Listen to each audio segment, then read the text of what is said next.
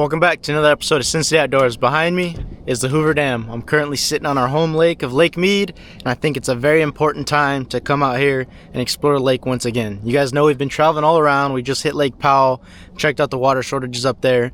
But the reason that this video is going to be very important, and you're going to want to watch it to the end, because we're going to explain to you guys exactly what's happening out here to our water system out here in the Southwest. The Hoover Dam behind me just hit a Tier 2 water level, which is a very important number. And if things are continuing to go on the trajectory they're going on right now, there's going to be some major changes that we're going to see out here in the Southwest of the United States. So today we're going to explore what that means for everybody that's living out here, what the water levels are looking like, what they're projected to be, and explore what else is just happening out here. I'm out here with the same people. We got Senior, we got Juju. What are we going to get into today? It hasn't been that long since we've been out, but the water's getting pretty low. People are panicking, and if it gets as low as they're saying, you're going to see some new boats pop up, and I think a lot of cool stuff is going to happen, but it's not so good at the same time. We're seeing a whole lot of AI YouTube channels pop up. I saw one that had an AI image of this whole area dried up, and you come out here and there's 300 feet of water right here. So we're just going to vlog it out, tell you the truth, and just 100% what's going on, if we're gonna die or not. That's pretty much it. So in today's video, we're gonna actually explore what's actually happening out here at Lake Mead. Like Senior said, there's a lot of people lying and giving fake information, so let's get right into it.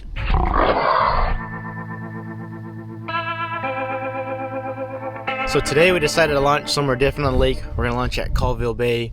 We've been hearing that the boat launch here is struggling a little bit, so we wanted to see it for ourselves. Now I noticed something on the way down that they put recently that wasn't here before, and they put signs of where the water was in the year 2000. You guys know at Hemingway they got these signs that go all the way down to the water, but it's interesting because I've never seen them put it here where the water level was here at Colville in the year 2000. You can see the water's way back there. Back in the day, Lake Mead was a really popular like party lake and hangout lake, obviously, when it was full, and there's evidence of that right there. That's one of the old resorts that used to be waterfront property back in the 80s and 90s, and now is a mile away from the water. So I think it's interesting because they just put this in. Well, I haven't been here in a while, but this is fairly new, and it just gives another perspective from a different angle on how far the water's gone down over the years. Okay, now here's my question. Do they ever think that it's going to come back to this point? Because you're seeing that the year 2000 water was here. Look at what they've built. They've built a lot of structure to go down to the water. So if the water ever reaches this point again, it's like they wasted millions of dollars, you know. Yeah, I guess there'll just be new fishing spots after that. Yeah. I think they would flood it if they can, but they can't yet. At that point, it'll just be there in case the water were to go back down again. One day I would love to see it back here. That'd be amazing. Be able to use the original boat launch, how it was intended to be used.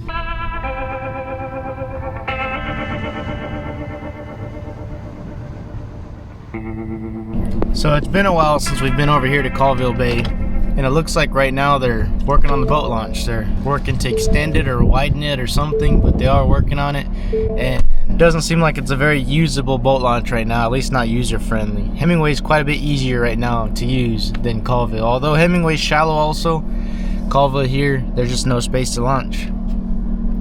So I talked to that guy down there. He says there's a big rig unloading ice because the marina needed ice, so it's going to take a few minutes. Something I noticed, there's a bunch of bugs out there. There was never bugs out here, and I walked out there and there's beetles everywhere.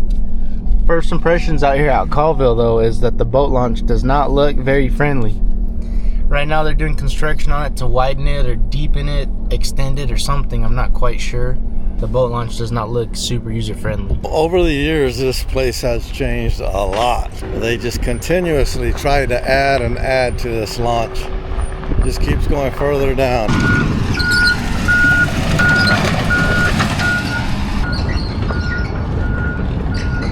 I was here talking to Troy. He's a fan of the channel. It's pretty cool meeting him. How was fishing this morning? I was pretty good. I ran into some boils, my first ones out here. I'm from Pennsylvania, so I hit 4 on the boils and chased them around for a while in the first cove around the way, and then I went down further, went into another one, caught some smallmouth bass in there, and I'm sitting here waiting for these guys to get finished working, and I look up and it's Senior from Sin City. I never thought I'd run into him, but I'm a huge fan of the channel, and thank you for the opportunity. Yeah, thank you.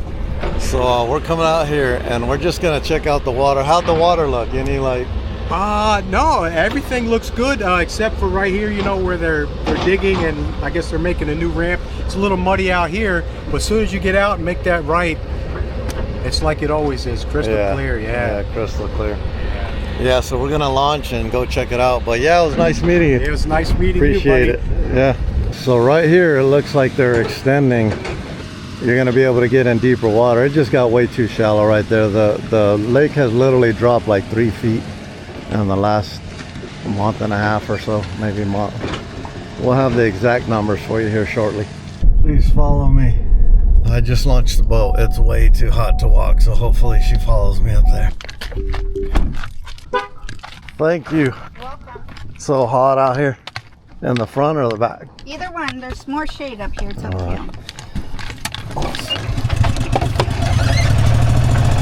So you know, I'm here till 5:50. 5:50? Yeah, Okay. so if you're back before then, otherwise, you can send whoever to bring the vehicle back up. If you wanna. Yeah. What? This is much better than walking in 110 degrees. Are you allowed to get tips? Yes, we are. I mean, we are now too. Thank you. Yeah, you're welcome. You just kind of wave to us. Because sometimes people tell us they want to walk. Oh, okay. Even though it's hot. Yeah. So if you wave, then we know ahead of time to start coming down for sure. So I can come down farther on the weekend when it's really busy. Yeah. And there's so much going on down here that normally we just kind of are right there where the concrete is. Oh, okay. Well, All thank right. you. Thank you. That's Have perfect. fun. He needs a ride. All right, Senior, enjoy your day, brother. Pleasure meeting you, man. I paid for a ride for you.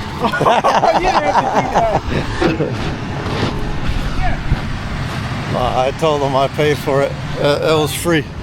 What's that? Yeah. This is awesome. What are you doing out here? Trying to keep up with it. It's killing us. Oh yeah. This is within days, you know. Wow.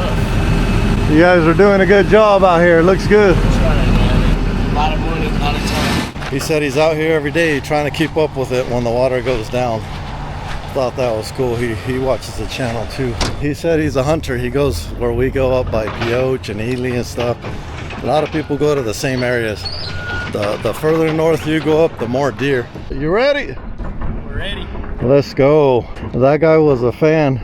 He was like, hey, you want to run this? I was thinking, heck yeah. He said that? Yeah. That'd be cool. Yeah, he said he's out here every day trying to keep up while it's dropping right now. Yeah.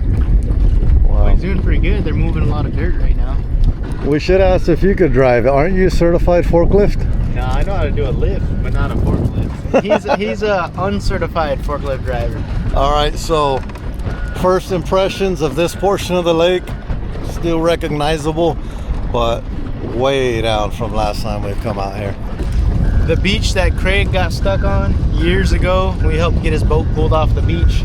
That beach is now starting to re-expose, and I haven't seen that one in a handful of years now. We heard horrible news. The worst news that you can hear out here is that somebody went missing out here. I believe on Saturday. It was super windy. They ended up in a bad situation, but there's somebody out here missing still. So hopefully, you know, that family can have some closure soon. Very sad. It's dangerous out here. Check out these rental boats. I want to rent one of these houseboats. So this marina keeps getting pushed out further and further into the lake. Yeah, so our water level now compared to 2022, we're at 1,048 feet from the sea level. In 2022, when the lake hit the lowest point it has ever hit, we were only at 1,046 feet on today in 2022. So we're only 2 feet higher from the same trajectory. And this year, I think, still looking worse. It's almost giving me deja vu of like 2022. It's almost looking exactly the same as it did back then. We're 8 feet away from the worst this lake has ever been in its history. So that's projected to happen in the next couple months, 3 months, 4 months, who knows, but it's gonna go lower, they're saying, than it's ever been. And when it went really low, it hit Fox News, CNN, whatever news network you watch, it was probably on there, because at that point people started to panic, and it's projected to get like 10 feet, 15 feet lower than that point. So we're really gonna hit a subject here that's going to be all over the news and everything here shortly. So people are going to be watching this. It just so happened to happen in our area of operation, which is Lake Mead fishing. I mentioned it earlier, there's a man missing as we speak right now. It was in the newspapers, on Facebook and everything. And the story that's being told is he went to save a woman. He took his flotation device. Let me see this, Jim. This right here is a requirement to be out in any lake. That is a throwable. If somebody is drowning, you throw that to them. You do not jump in the water. You do not try to save anybody, because when somebody's drowning, they'll pull you under. So that's why that thing was created. And this story is so horrible because he went to help somebody and he jumped out with this thing. He was holding on to it. The story is he jumped out with that thing, and when he caught up to the girl that was drowning, you know, people are in a panic. She grabbed it and she ended up getting saved because she got back to the boat with that. But he didn't have anything after that. A little bit of wind, your boat starts to drift off, and unfortunately he went under. So it's just the worst. That's my worst nightmare, you know, being out here with my sons, and I bring my daughter and my wife out here sometimes. It's just the worst thing that could possibly happen. So prayers to that family. Horrible situation. All right, so where are we going to first, Captain? Right there, when we were leaving Colville, that pass where they have all the boats go through, this one right here along the tires, on the graph was only, I think I saw just under 15 feet deep. They say the summer of 2027 we're projected to be somewhere around 1,020 feet, so that's going to be 28 feet lower. So it makes me wonder how they're going to move this marina around, because it's all pretty shallow, and like you said, they're pushing it farther and farther and farther out. So they're going to have to build a whole new road and boat launch, or drag this way out here, figure something out, because it's looking to me like that whole little area right there is going to go high and dry here soon, by next year. Wow, you know? So the marina is going to have to be pushed way out here. Out here. Mm-hmm. And then that means that they're going to have to extend a road or build a new road or figure something out, because if it hits that water level next year, which is projected to happen, then there's a boil. All right, a boil. Oh, let's go, Jew. Boil. Yeah, but if it hits that water level by next year, then we're gonna be in trouble. All right, we see a boil. A boil is when stripers start to eat shad at the surface, and it looks like the water is boiling. So we brought a couple poles. We're gonna do the Lake Mead update. We're gonna do a little bit of vlogging. We're gonna go after boils. If it gets too hot, probably gonna jump in the water, to be honest. I'm wearing a black shirt, which is the dumbest thing you can do in this heat, but I'm supporting my little cousin, who's local. He's from Arizona. They're big time hunters out there. They're our family, so we're supporting them. I was gonna tell you, last video we caught a walleye. There was a lot of comments on, did you taste the walleye? So what do you think about doing a catch and cook at the end of this video? Yeah, I'm down. That'd be cool. All right, we'll compare it to some striper. Yeah, and we caught a big striper. We're gonna show you a clip because we had a video planned for you guys. We went down to Willow Beach and we drove the boat all the way up. We went all the way up to the dam because there's supposed to be a flag hanging over the dam, but just our luck, it got too windy, so they pulled it down that day, so we didn't get it. But on the way back from the dam, we were doing some fishing and we caught like a 15-pound striper. So we'll do the catch and cook at the end of this video with that monster striper and the walleye. I've never caught one. Adrian caught it, so I've never caught one. I always forget the name of it, but yeah, walleye. I heard they're saying it's the best fish to eat. That's what I've always heard. Walleye's the best eating fish in the country, so we'll see. All right, let's get busy.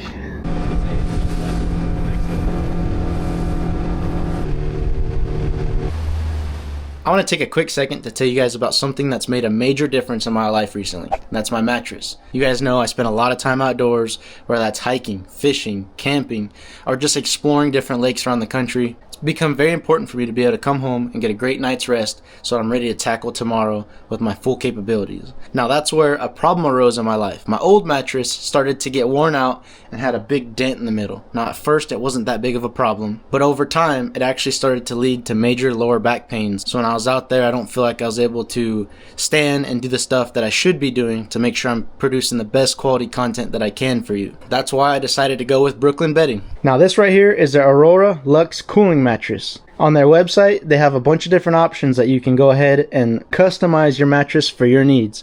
So I went with the firm option. Now the firm option has made a major difference in my life because I'm actually getting the support I need on my back. And my back has been feeling so much better. Now, with it being a firm option, it is still soft and comfortable enough that I've been getting a great night's sleep too, and I've noticed a major difference sleeping on this mattress already. So another thing that I really like about this mattress is how cool it feels. Living out here in the desert, I don't want a mattress that traps heat all night. This one has been comfortable and cool, which makes it easier for me to fall asleep and stay asleep at night. You see, Brooklyn Bedding mattresses are designed, assembled, and shipped from the Arizona factory, which means you're getting that factory direct quality without the crazy markups of the middleman. They also offer free shipping in the US, and their mattresses come rolled up in a box, so it's easy to move around and set up yourself. Plus, you get a 120-night sleep trial and a limited lifetime warranty.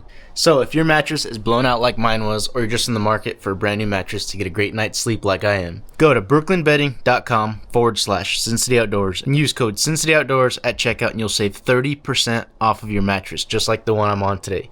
You can also support the channel a little bit more by going on their post-purchase survey and telling them that we sent you their way. Once again, thank you to Brooklyn Bedding for sponsoring today's video. You guys have helped me out more than you can imagine. My back feels amazing, but let's get back to the video. So while we're out here at the Hoover Dam, I think it's a great time to talk about what the water level looks like now, what it's projected to be, what it means for us living out here in the Southwest. So we just hit a tier 2 of water level, which means we went below 1,050 foot. So if you guys are confused what that means when I say 1,050 foot, this lake is not 1,050 feet deep. We are 1,050 feet above sea level, so that's how they measure it out here. So right now the lake has officially broke the 1,050 foot water level mark. What that initiated is tier 2 of water shortages.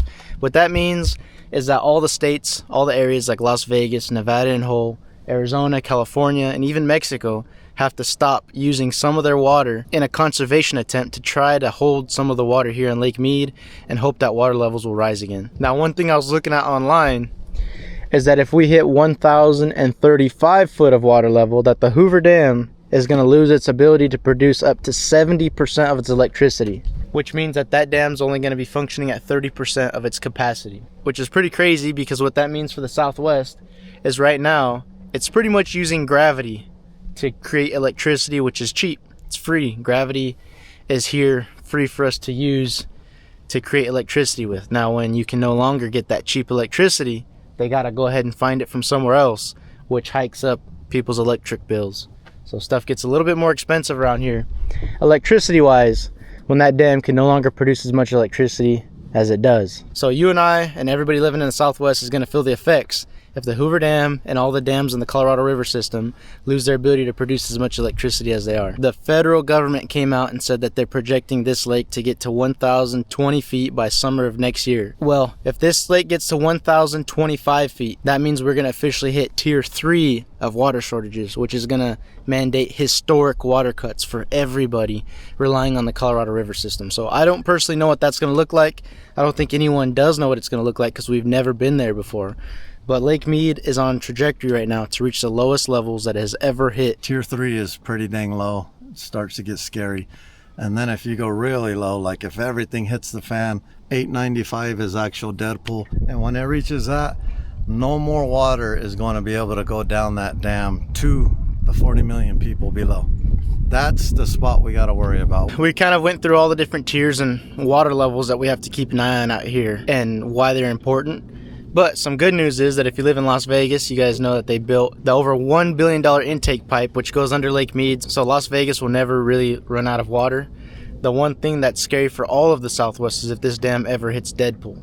Now, like Senior was saying, we're a long ways away from that. It's not projected to do that anytime soon, but it's something we definitely have to keep an eye on because you guys can see the rings prove it that for the last 2 decades, the water has been consistently going downward. So who knows in 10 years, 20 years what that means for Lake Mead, if we're going to gain a lot of water or if we're going to eventually hit dead pool one day. All right, that's pretty much it for out here by the Hoover Dam. We're going to go explore other parts of the lake and do a little bit of fishing because our cameras are overheating. It's very hot out here. It's 110 degrees today, and I can only talk to this camera for like a minute or 2 at a time before it just dies on me. Time to explore.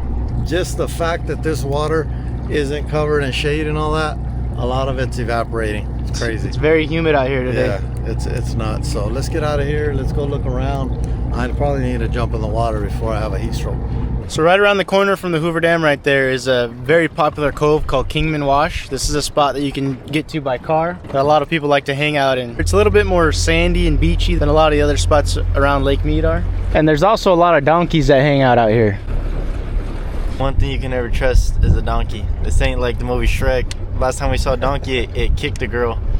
Kicked her about 2-3 times. I think there's probably a video of it, but they're not nice at all. So this is a very popular area where a lot of people come to fish. It's called Kingman Wash. Those donkeys are cool. They hang around here. I guess people feed them. You're not supposed to, but they hang around here. We just wanted to show you guys this spot because there's not very many swimming spots on Lake Mead, to be honest. So we decided to run by Kingman Wash right here really quick just to see what was going on. And I think it's dying, but we just saw one of the biggest bluegill I've ever seen out here at Lake Mead.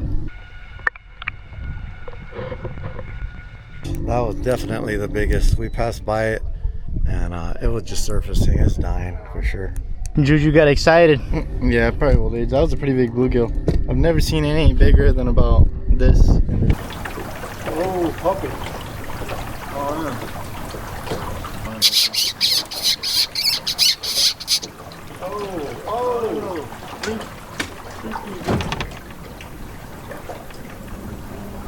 Oh, dang, there's a lot. No, I don't want to scare them out of here. Well, that's pretty cool. We were driving around here at Lake Mead exploring, seeing if we could find some new stuff. And back here in the back of this wash, there was 2 coyotes that ran out, and then a bunch of pups. Maybe like 5 or 6 of them? Yeah. 5 or 6 pups ran out there with them. So if you guys aren't familiar, around like January time is when coyotes start to breed, and right now they all had their pups, and those are probably a month or 2 old pups that were running behind them. So it's good to see. A lot of animals rely on this water too. Pretty neat. You said 5 or 6 and Juju got excited. He said 6 or 7. We're coming around looking for boats. We know where a few of them are at, but they're way down there. You guys have seen those multiple times. But we wanted to stop and show you guys a very special boat because it's a boat from World War II. It's an old Higgins boat. So one thing is the park's been cleaning up a lot of the sunken boats lately. So all the ones we used to film back when the water level was the lowest it's ever been are pulled out, most of them. There's a few that they didn't get, and I'm excited to see if the water level goes down farther, what else we'll find. But this one right here is historically important in a way. The anniversary for D-Day recently passed here for America, and these Higgins boats are what Marines would have been on when they stormed the beaches of Normandy back in D-Day. So this is actually one of them right here. World War II Higgins boat. Piece of history. And they can see the video where I swam by it and did underwater footage. Yeah, so we filmed this one years ago in 2022. Link. When the water was the lowest it's ever been, and I was thinking it has to be ready to show itself again. And sure enough, here it is. It's almost showing itself once again. I don't think this one actually went overseas to storm the beaches of Normandy, but this one is exactly the same boat that they would have been on when they did storm the beaches. There was a base out here supposedly somewhere, and this was one of the training ones. For when they're gonna train the storm? Yeah. Well, they just train on the equipment that they would use to storm a beach. Pretty cool piece of history right here. Just right outside the marina out here at Lake Mead. And as the water goes down, this boat, we got a couple more that when the water went down to its lowest, we could see them 6 feet down. So this time we're going to be able to get right up on them. Keep an eye on our channel for the next few months. We're going to have all the water level stuff going. And that's coming to a theater near you.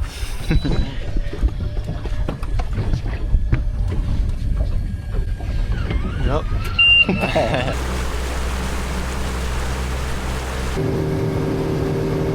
Wow. You need the net? Adrian, Yeah. you got one. Fighter, look at all those fishes coughing up. So we just didn't want to get skunked, so he cast it on a boil real quick. Look how beautiful that water looks. Got him. Got one. So not only do we give you an update on the water levels, we update you on the fishing. Fishing's pretty good right now. The stripers are boiling. That's what your average fish here at Lake Mead's gonna look like. Just a small striper. Smaller one, not very thick, not extremely healthy. They get stunted, and that's about as big as 90% of them you're gonna catch out here are. But they're still fun to catch. You still put up a nice fight. They still are beautiful fish. Look at that striped bass. Those colors. That one looks brighter than normal. Yeah, he looks very bright, this one. Here, we're seeing little schools of these guys chasing shad all around. The shad are micro that they're eating, so. Still fun catch though every once in a while. I'm gonna let this one go. Bunch of little fish swimming right there. Little fry. Oh, it's soft. So we just jumped off here. So that's Colville's Marina right behind me right there. Sometimes in the 80s and 90s, we would have been in about 180 feet of water here. And I've always been wanting to come back here and kind of check out all this stuff that's floating around out here. So finally got the chance, finally got the reason. So there's a bunch of stuff that's all left over from the old marina that was out here at Colville that we're going to explore, like this bench. If only this thing can tell stories. I wonder how in the world a bench ended up here in what was once 180 feet of water. What would you guess? That's crazy. I don't even know how that'd be possible. Maybe Maybe it fell off of one of the marinas and sank and landed perfectly. that probably is what it is, because it looks like a public bench. It doesn't look like a bench that, like a boat or anything. Yeah, maybe it fell off the marina many years ago and It's like pretty hard. it's sturdy. It's in there pretty good. sturdy. It's been underwater for so long that literally quagga mussels started to grow on it. Oh yeah, there's a sunken boat right here. Oh, Juju I've found. never seen that boat. We found a brand new boat. It's a new boat. So back in the 80s and 90s, the Colville Bay Marina would have probably been right above us right here. So that's why all this stuff is floating here. All this would have been either weights they were using to hold the docks together, or a lot of this stuff out here is probably just equipment that would have fallen in the water back in the day. Like right there, they got a bunch of fences and stuff. And a boat. I wonder how that boat would have sank right there, because imagine he was probably parked at the marina and Wanted to come out to the lake one day to get his boat, and it's 100 feet under. that thing probably sank at the marina back in the 80s and 90s. Yeah, a little speedboat. Yeah, that thing was sweet. Little speedboat. Man, we got to be careful right here. It's starting to get to the point to where we're going to start sinking in this mud here if it keeps going down. See how I'm already starting to sink a little bit. You know what I was thinking? You know how the water's going down pretty fast? Because I was thinking that, see this Kyle track? Kyle's what, like 30 pounds? If I step right here, I'm not sinking nearly as deep as that track. So it was probably super soft and wet not that long ago. Yeah, that's true. You know what I mean? That's a good point, because there was a point where even the birds were leaving like deep tracks, and now we're kind of like, it's already So you know, not that long ago this was underwater. 'Cause super it's soft. Probably soft mud. This thing's been down on the bottom for a long time too. Somebody, if you lost a lawn chair in the Colville Bay Marina in the 80s and 90s, here it is right here. We found it. You got some quagga mussels growing on it. That's literally a chain link fence right there that fell. It's another old tilapia bed. The tilapia dig these big holes, and then they have their fry in them and protect them in these holes. Somebody lost their fire extinguisher. You were driving around illegal if you're driving without that. Wonder if there's a day on it. Oh man, my fingers are gonna stink. This thing's been, look, it's all quagga muscled up. So what's that? January, February, March 18th. That's my birthday. That's crazy. What the heck? What are the odds of that? My birthday's literally March 18th, and this thing's stamped March 18th. I wonder if there's a year though. People are gonna be in the comments. Scripted. Yeah, scripted. Where's the year? Well, we couldn't find the expiration date on it. It was all beat up from being underwater for so long and in the sun. But we're gonna continue looking here. We got some beer cans. We got some chairs. Somebody lost a chair out here quite a while ago. Got some, looks like a rug. Another, oh, look at that lizard. Never mind a lizard. We got like some flooring. This would have been the flooring to the marina. Somebody dropped some a long time ago. Fence posts and a bunch of these old crates right here. These crates right here are what help the marina float. They close these off and they hold air in them, and these are what would float. So imagine if one would crack or get any sort of damage, then that's why they would all sink right here, unless they let all of this just go. They didn't want to fix it or anything and left it. But we're about to jump back on the boat and head over to the marina to get some water, some cold drinks, because it is hot out here. If you guys want to explore Lake Mead or pretty much anything out here in southern Nevada, it's getting to that time of year where every single day is going to be well over 100 degrees, and if you're getting near the water, it's going to be humid too. Oh, there's another giant fire extinguisher right here, right next to a bunch of batteries. This couldn't have been good for being underwater right here. They're in such bad condition that can't really read anything on them. Those couldn't have been good to be underwater for so long, but now they're out, so I guess that's good. But it's getting that time of year where it's gonna be well over 100 degrees every single day. And if you're getting anywhere around the water, especially Lake Mead, I found that Lake Mead during the really hot days of the summer gets very humid too. So make sure if you're gonna come out here and explore, you're either prepped for really hot weather, you know, a lot of liquids, a lot of water and stuff to drink, or you just come really early or really late in the afternoon, because it ain't for the faint of heart. You're gonna be sweating a lot. Think I'm gonna break through it? Yeah. Just step on the edge and do what you gotta find.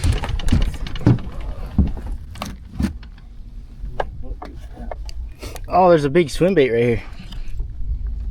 If I break through this, it's gonna cut me. Just did a thumbnail there. Hopefully that'll work. Yeah, that'd be pretty That's a cool. cool spot. Look at this, right when I jumped on, somebody lost a swim bait.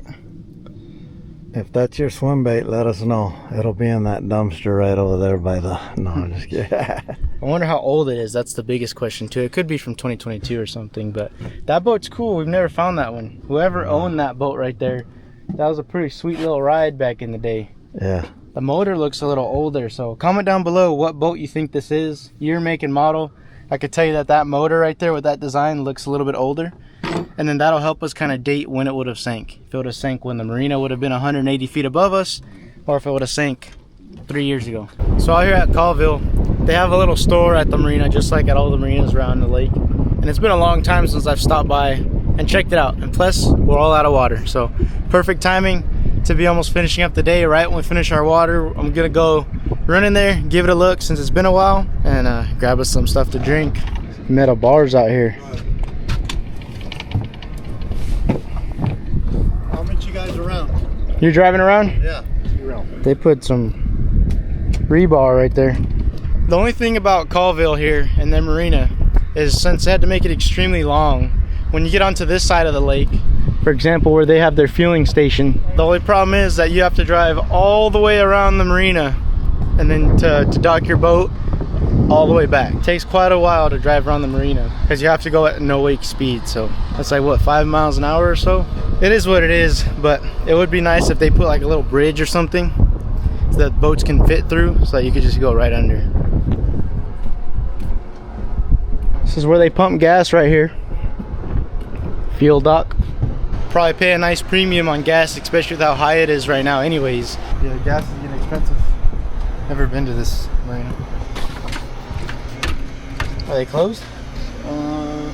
Door. I think these are their rental boats. They're pretty nice.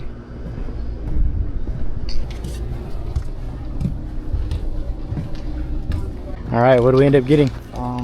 Water, liquid IVs, and ice cream. And some ice cream.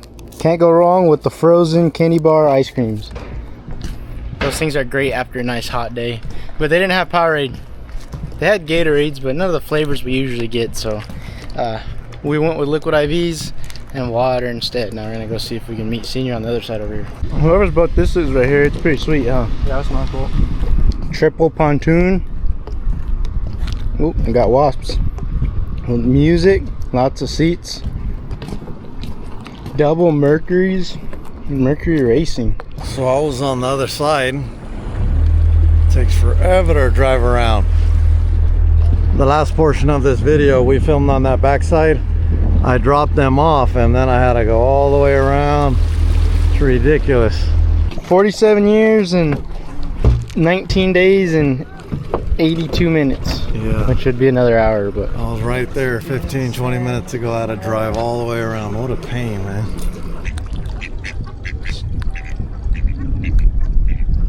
You're literally throwing nuts and stripers came out to eat it? Dang, out of nowhere. Look at all them. No way.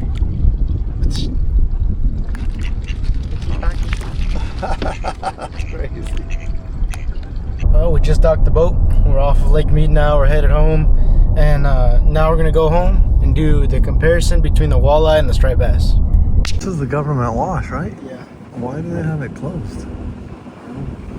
A lot of the spots around the Lake Mead National Recreation Area, a lot of the hiking trails and a lot of the different activities there's to do out here have been closed down until fall because it's been too hot. They don't want people doing those big long hiking trails and overheating and getting heat stroke, which is very common out here, especially with it being so hot. All right, we're home now. As you guys know, we also like to do a lot of cooking. We promised you guys the catch and cook. So right now we're about to do the catch and cook comparison of our staple, the most common fish we catch, the striped bass, and that walleye we caught at Lake Powell, because when we did our water level update at Lake Powell, we didn't cook that walleye, and a lot of people are wondering how it turned out because walleye is known to be a very, very tasty fish. So we're going to compare our staple, most common fish, striped bass, versus the walleye. To cook them, it was very easy, very simple too. All I did was take out my striper fillets and my walleye fillets, pat them dry, throw your favorite seasonings on them. I threw some butter in a hot pan, let it brown a little bit, put those fish fillets in there and let it cook until the meat started to get a little bit flaky. And that's how you know it's done. Threw it on a plate,